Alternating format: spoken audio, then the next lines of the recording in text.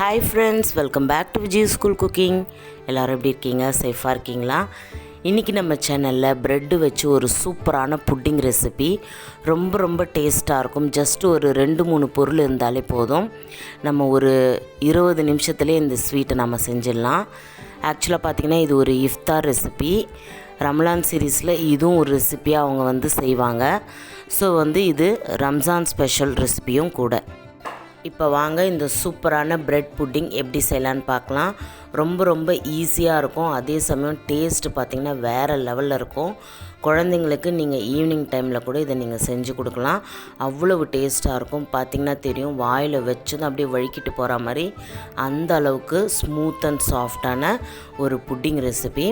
இப்போ வாங்க இதை எப்படி செய்யலான்னு வீடியோக்குள்ளே போய் பார்க்கலாம். ஒரு பேன் எடுத்துக்கோங்க. அதில் நான் ஒரு 4 டேபிள் ஸ்பூன் அளவுக்கு சர்க்கரை சேர்த்துக்கிறேன். ஃபஸ்ட்டு இந்த புட்டிங்க்கு நாம் கேரமலைஸ் பண்ணிக்கணும். 4 டேபிள் ஸ்பூன் அளவுக்கு சர்க்கரை சேர்த்துட்டு ஸ்டவ் ஆன் பண்ணிவிட்டு நல்லா ஹீட் பண்ணுங்கள். அடுத்ததாக நீங்கள் புட்டிங் எதில் செட் பண்ண போகிறீங்களோ அந்த டிஃபன் பாக்ஸை ரெடி பண்ணி வச்சுக்கோங்க. இப்போ சர்க்கரை லைட்டாக கரைஞ்சி கேரமல் ஆகுது. இது நல்லா கரைஞ்சி ஒரு தேன் கலருக்கு வரணும். ரொம்ப கரிஞ்சிடக்கூடாது. அந்த தேன் கலர் வந்த உடனே நம்ம ஸ்டவ் ஆஃப் பண்ணிவிட்டு இதை நாம் எந்த புட்டிங் செட் பண்ண போகிறோமோ அந்த பாக்ஸில் இதை நம்ம ஊற்றி செட் பண்ணி வச்சிடணும். இதுதான் ஃபஸ்ட்டு ஸ்டெப்பு. இதை நீங்கள் கொஞ்சம் பார்த்து கேர்ஃபுல்லாக செட் பண்ணி வச்சுருங்க. ஏன்னா கேரமல் டக்குன்னு ஒரு 2-3 செகண்ட்லேயே டக்குன்னு கெட்டியாகிடும். மறுபடியும் நாம் அதை உருக்கணும். அதனால் நீங்கள் முதல்ல நல்லா எந்த பாக்ஸில் நீங்கள் செட் பண்ண போகிறீங்களோ அதை ரெடியாக எடுத்து வச்சுருங்க. அதில் ஆயில் பட்டர் எதுவும் நீங்கள் தடவ தேவையில்லை.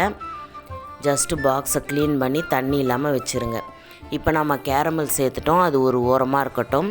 அடுத்ததான் நான் ஒரு 6 ப்ரெட் எடுத்திருக்கேன். நான் மில்க் ப்ரெட் எடுத்திருக்கேன்.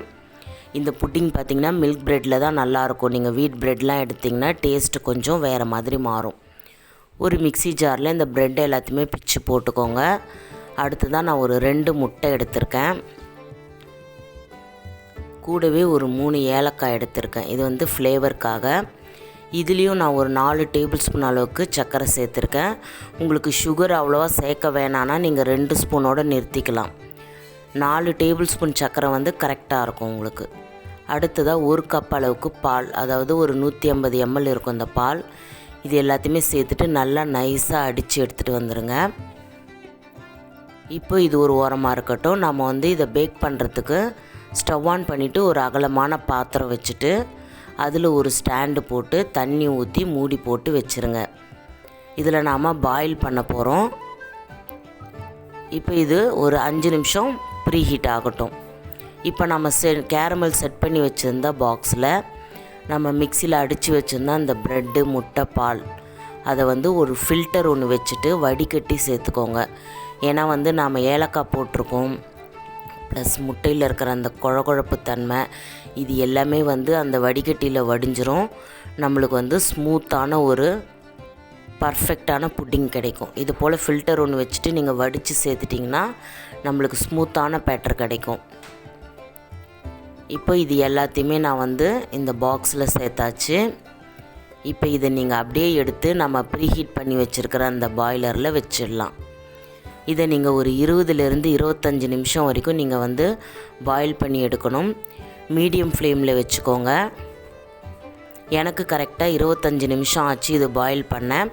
அவங்கவுங்க எடுக்கிற பாத்திரம், அந்த கனம், அந்த தண்ணி, இந்த ஸ்டாண்டு அதை பொறுத்து இது பேக் ஆகும். ஒரு 15 நிமிஷம் கழித்து நீங்கள் செக் பண்ணுங்கள். இப்போது எனக்கு கரெக்டாக ஒரு 25 நிமிஷம் ஆகிடுச்சு. நான் ஓப்பன் பண்ணி பார்க்குறேன். நல்லாவே வெந்திருக்கு. இது வெந்துடுச்சான்னு பார்க்க ஒரு கத்தி ஒன்று வச்சு நடுவில் இதை போல் குத்தி பார்த்திங்கன்னா ஒட்டாமல் வந்ததுன்னா நம்மளுக்கு நல்லா புட்டிங் பேக் ஆகியிருக்குன்னு அர்த்தம். இப்போ இதை வெளியே எடுத்து வச்சுட்டு ஒரு 10 நிமிஷம் நல்லா ஆற விடுங்க. உங்களுக்கு சூடாக சாப்பிட பிடிக்கல அப்படின்னா நீங்கள் ஃப்ரிட்ஜில் வச்சு கூட நல்லா சில்லுன்னு இந்த ஸ்வீட்டை சாப்பிடலாம். இப்போ பார்த்திங்கன்னா நல்லா ஒரு 10லேருந்து 15 நிமிஷம் நல்லா ஆறிடுச்சு. நம்ம கத்தி வச்சு இது போல் சைடில் எடுத்து விடும்போதே பாருங்கள் கேரமெல்லாம் நல்லா உருகி மேலே வர ஆரம்பிக்குது. இதை ஒரு பிளேட் ஒன்று வச்சுட்டு நீங்கள் அப்படியே கவுத்து விட்டுடலாம். ஆட்டோமேட்டிக்காக புட்டிங் பிளேட்டில் செட் ஆகிடும். அவ்வளோதான் ஃப்ரெண்ட்ஸ், நம்மளுடைய பிரெட் கேரமல் புட்டிங் சூப்பராக ரெடி ஆகிடுச்சு. இது ஒரு இஃப்தார் ரெசிபி, ரொம்ப ரொம்ப டேஸ்ட்டாக இருக்கும்.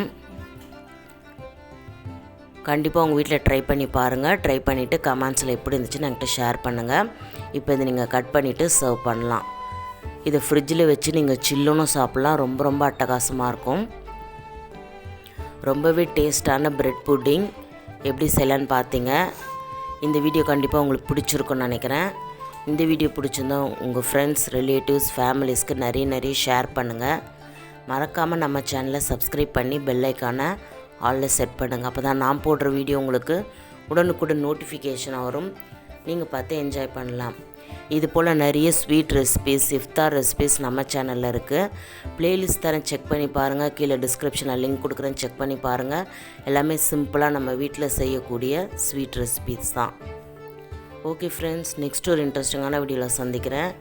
Until then, it's bye from Viji. Thanks for watching.